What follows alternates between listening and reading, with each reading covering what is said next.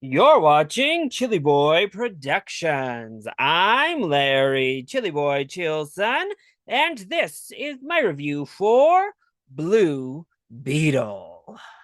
Blue Beetle is a 2023 comic book adaptation action film directed by Angel Manuel Soto and based off of the character from DC Comics. Jaime Reyes finds himself in the sudden possession of ancient alien biotech, which they call the Scarab. When the Scarab chooses Jaime as its host, his path and destiny is forever changed. The film stars Zolo Maridueña, George Lopez, Susan Sarandon, Belisa Escobedo, Harvey Guillen, and Bruna Marquezine. So, as a Latino myself, I was so excited to finally be getting our live action superhero to the big screen. Miles Morales has been holding it down for Latino superheroes over on the animated side. And obviously, that's more than amazing representation. But it's 2023 and we still hadn't gotten a lead Latino superhero on the big screen in live action. So, on that basis alone, I was already hyped. Then I saw those trailers and I thought this film looked fantastic. Obviously, I ran out to start buying all of the merch. I had to come out and support my boy Blue Beetle and hope and pray it wasn't horrible. Because let's be honest, particularly in 2023, well, DC has not been delivering.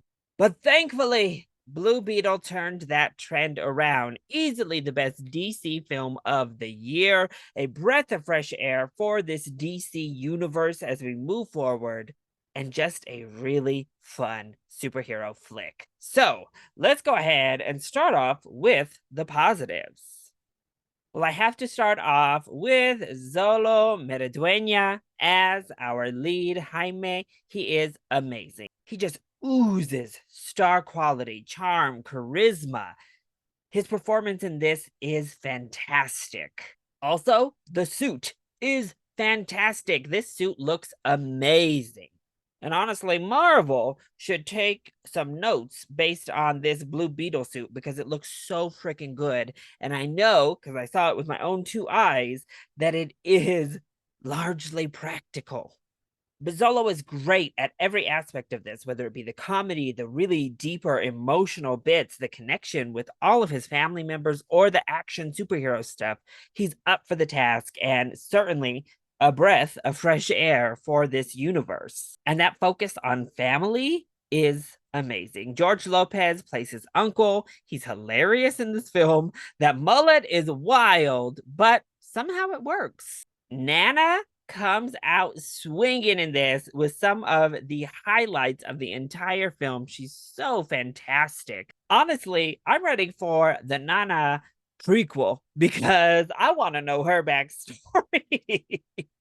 The mom is lovely, though she doesn't get much to do. And then we have the sister who's fantastic, and the father who ultimately kind of turns out to be the center heart of this film. But by and large, family is the heart of this film. And I'm so glad we had a Latino director behind the scenes working on this film because family is everything. Don't make me sound like Dominic Toretto now, but it's true. In the Latino household, it always rings true. And oh, the culture is all over this without ever shoving it in your face, without ever feeling put on. They just infuse the cultural stepstones into all aspects of this film.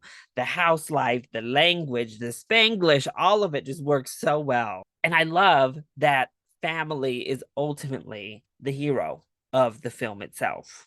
I also thought the film was really funny without feeling too try hard. They're just not jokes every other line like Shazam and The Flash did earlier this year. It has humor infused, but it feels natural in how it's implemented as we navigate through the emotional bits and the big action set pieces. And speaking of those action set pieces, they are a whole lot of fun. Blue Beetle has a really fun abilities in this film. The action is a blast every time we get to dive in.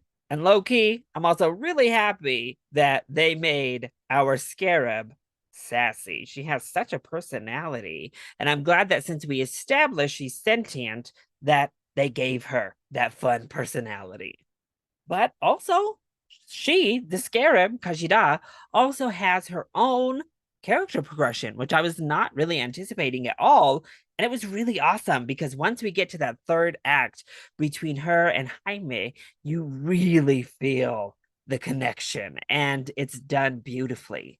But I'd be remiss if I got through these positives without mentioning the amazing original score from Bobby Krilic. Ever since I heard that sneak peek snippet of the main Blue Beetle suite at San Diego Comic-Con, I was sold. I was already hyped. That main theme that he gives Blue Beetle is so freaking cool. But this techno-y, dark synth sound really sets the film apart from all other superhero scores. So it plays by similar beats, particularly giving us that theme and introducing it at important moments.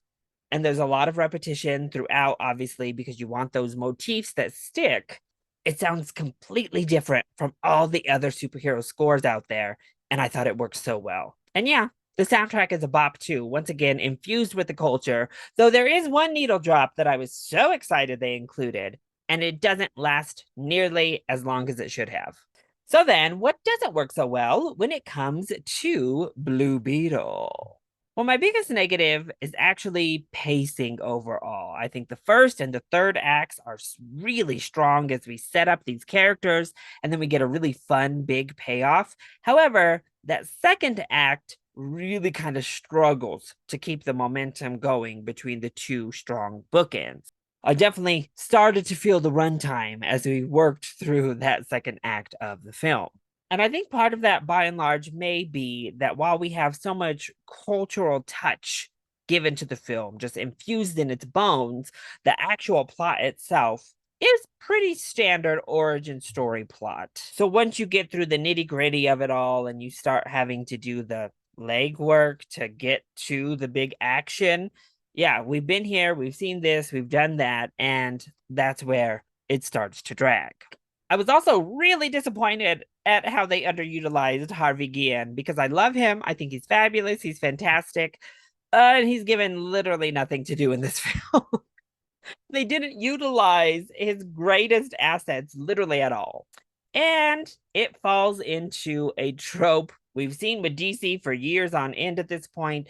Also, several Marvel projects. I thought the CGI looked actually fantastic throughout those first two acts of the film. Some of the best CGI in general that the DC universe has seen in quite some time. And then it gets real iffy in the third act. Think Wonder Woman, think Black Panther. Stuff starts to look kind of wonky and a bit cartoonish as we near and work our way through the big climax of the film. But much like Wonder Woman, much like Black Panther, I didn't really care because I thought the ending message and the point that they were driving home overshadowed the visual shortcomings that may have been on the screen.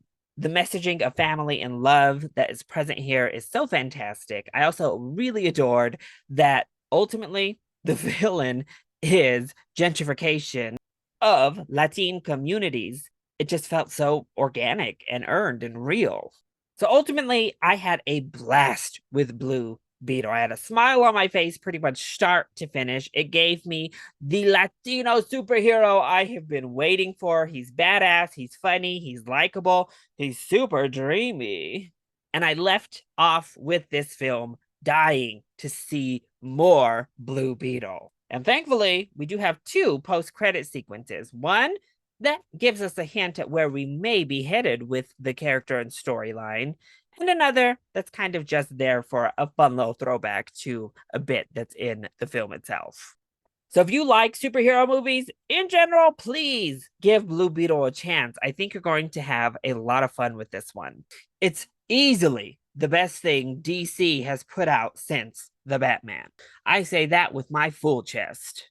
So that was my review for Blue Beetle. I hope you enjoyed it. If you did, go ahead, click like down below and subscribe to the channel so that you are always up to date on all of my latest videos. Also, join in on the discussion. Are you hyped for Blue Beetle? What did you think of the film? Either in the comment section down below, or you can hit me up on Twitter. I love you all so much for your continued support. Mwah! Thank you for watching, and we'll see you next time. Bye.